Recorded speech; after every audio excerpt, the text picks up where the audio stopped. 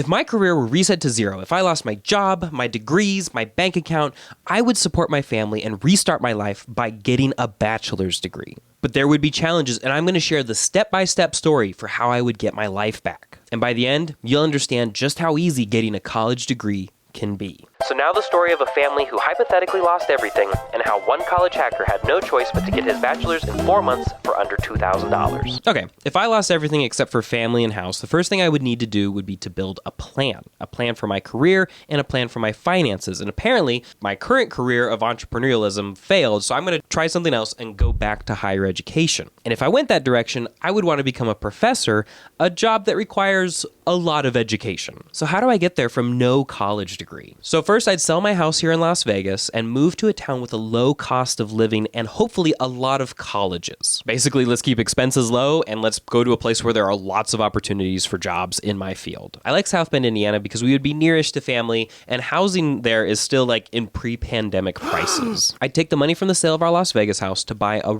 really small condo like this. I'd particularly be looking for ones that had been on the market for a while so that I could offer a lower price. I'd put about $30,000 down on a 30-year mortgage at roughly 6.8% at this point, which means that my monthly housing cost would be under $1,000. I'd use the rest of my money to build up some emergency savings and then put the rest into really safe stock market investments. Now, South Bend has 6 different colleges, so I would start applying for jobs at all of them, particularly jobs that let me interact with a lot of different departments and learn about the internal policies at the school. But not having a college degree would put me at a disadvantage because a lot of schools typically hire from their new graduates for entry-level positions. But I'm not worried about upward mobility, and if I can't get a job where I'm interacting with people and making connections and learning about policy, at the very least, I want a job that is going to be boring and really slow. Like reception in a department that not a lot of people use, because that means I can do homework at work. Once I set up my family and gotten a job, or at least started the job application process, I would set a 4-year countdown for when I need to be graduated from college. But remember, college hackers always plan backwards, so before I pick the college I want to go to, I need to pick the major I want. And because I want to be a professor, and particularly I'd like to be a professor of English because that's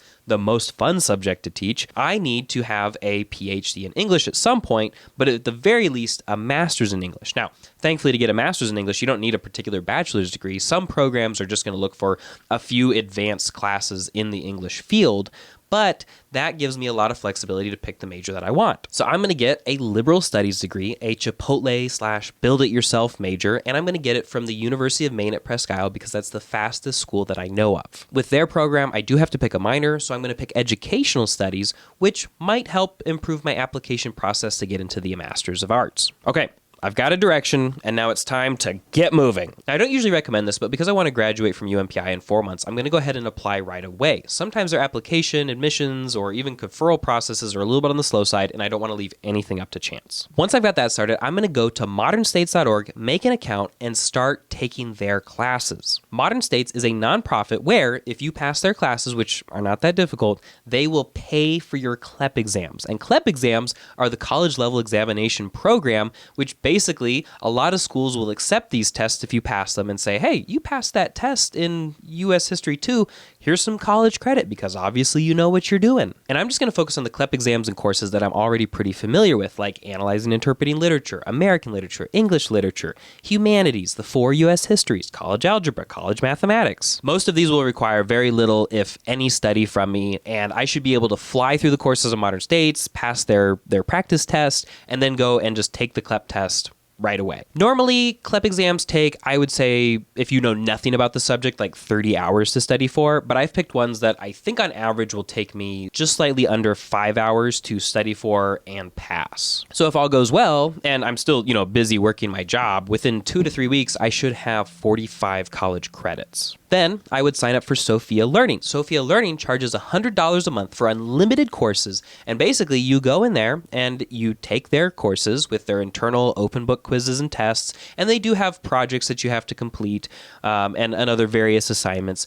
But I've seen people earn like 90 credits in a single month with their Sophia earning process. And in this case, I would only need like 39 credits. But I'm going to be very strategic about how I use Sophia because Sophia is really good for 2 things. things. Number one is filling up empty free elective space. In the liberal studies degree program at UMPI, there is a lot of free elective space, I think almost 60 credits. And I've already posted a video about the 20 easiest Sophia courses. I would basically just work my way through that list, taking the easiest ones that I could find. Some of these, no joke, you can finish in under 5 hours, and most of them that I would use would be finishable in under 10 hours worth of work. Why are these so easy? It's because the courses that they're, versions of are also not that complicated. Those are easy A classes mostly, and I would just be picking the easy A Sophias to fill up my free electives. And the second thing I would do is I would go and take a couple of science Sophia courses. Notice that when I listed my CLEP exams, I did not list any science courses because science is my kryptonite. I don't know why. I like math, I like history fine, and I love literature, but science, I just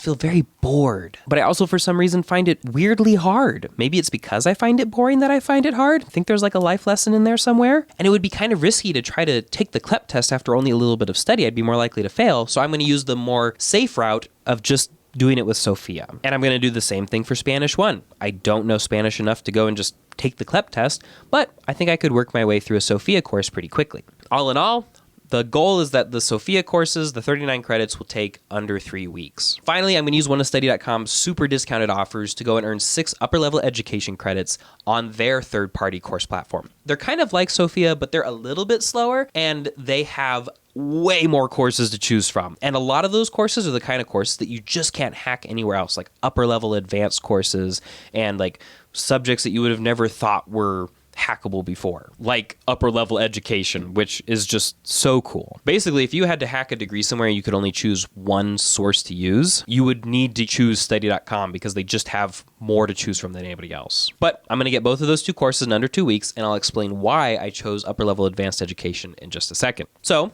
if you're doing the math, in about 8 weeks, I've earned 90 credits and applied and gotten accepted into UMPI. You can definitely do it faster than that, but I'm rounding up because, yes, I will be busy with work and I have 2 kids, and I assume there will be a little bit of waiting time here and there where I'm just waiting for an assignment to be graded and to come back to me. But the end result is 90 credits being transferred to UMPI and only having to do 30 more credits with that school. And now it's time to start UMPI, and I'm going to need to get 10 classes or those 30 credits from them. But the really cool thing about UMPI, the reason I chose them and the reason they're so fast is that they are what's called competency-based, which, if you're familiar with Western Governors University, it's like the exact same model. Basically, you get put into 2 courses at a time, and then you go through the course material at your own pace. As soon as you finish one module, it unlocks another module, and when you get to the very end, there is a big final project that you have to complete. But if you're working on the final project all the way along, and you're being smart about it, and you're working really hard, you can earn a ton of credits really quickly. Plus, they let you submit a draft of your final project to get professor feedback before you submit it for a grade, which means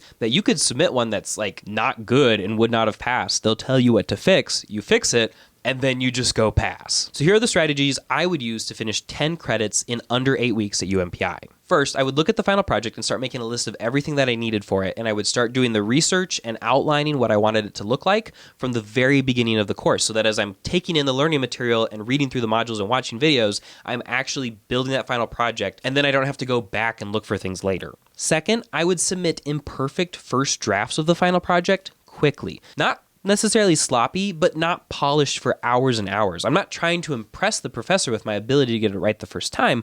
I'm trying to go quickly. Now, that sounds really weird, but it's smart for a very good reason. It's that I'm an overachiever. If you let me just work on a project by myself, I will just work on it really, really hard until it's really, really, really good, which means I could be working too hard on some aspect of the project. If I just submit an 80% good draft and the professor says, hey, section C is actually really good, well, I know not to put any more work on it when I'm submitting the final. And now I just saved myself a bunch of time. Third, professors have a few days to grade things at UMPI, but I can't afford to just sit around and wait for them to send things back to me. So what I'm going to do is first do all the reading for one class and submit the project. As soon as I've submitted that project's first draft, while I'm waiting, I'm going to go and start doing all the reading for the second class. And I'm just going to trade back and forth. As soon as I get to a place where I'm stuck waiting for a professor in one class, I'll go back and work on the other one. If you get to a point where you're just submitting 2 projects at the same time, well, then you literally can't do anything and you're just sitting around. But if you keep them alternating and you always have one thing submitted and one thing to work on, you can achieve maximum efficiency. The result of all of this, by my calculation, should be finishing a UMPI class every 5 days. And fair warning, through all of this, I need to be watching my GPA and submitting good final projects because a lot of Masters of Arts in English programs want to see at least a 3.5 GPA,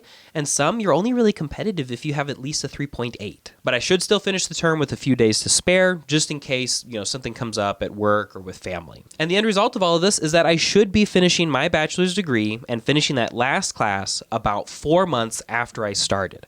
Now, UMPI does take a little bit of time to confer degrees, but if I'm ready to start applying for master's programs or new and advanced jobs, I can go ahead and download a copy of my transcript. I can get a letter from my advisor confirming that I have indeed completed all the requirements and I'm just waiting on conferral. I don't need to let waiting for the paperwork slow me down. But how much is all of this going to cost? Well, a single term at UMPI is $1,700. Sophia's $100. All the CLEPs were free. And then study.com is going to be easily under $200. So with a couple of incidentals, we're looking at just shy of $2,000. And if you're thinking to yourself, Cliff, but won't people look at your bachelor's degree and be like, wow, you got it so quick, it can't really mean anything? Honestly, no.